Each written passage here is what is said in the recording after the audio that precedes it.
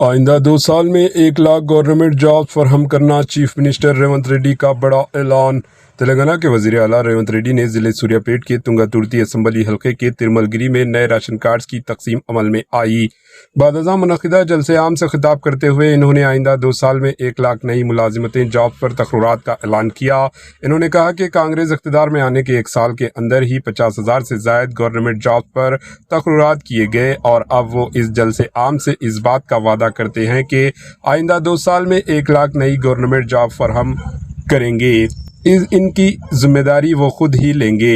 इन्होंने कहा कि बीआरएस दौरे हुकूमत में नौजवानों को गुमराह करने के लिए गवर्नमेंट जॉब्स की सिर्फ नोटिफिकेशन जारी किया जाता था। बादशाह बीआरएस के अफराद ही अदालत से रुजू होते हुए गवर्नमेंट मुलाजिमतें जॉब्स पर तकर्रुरात के अमल को रुकवाते थे। इस तरह 10 साल तक बीआरएस केसीआर हुकूमत ही नौजवानों का इस्तेमाल किया और इनकी जिंदगियों से खेला। इन्होंने अवाम को खबरदार किया कि इस तरह की सोच रखने वाले बीआरएस को आने वाले मजलिस मुकामी इलेक्शंस में सबक सिखाएं। Bureau report, AHN news.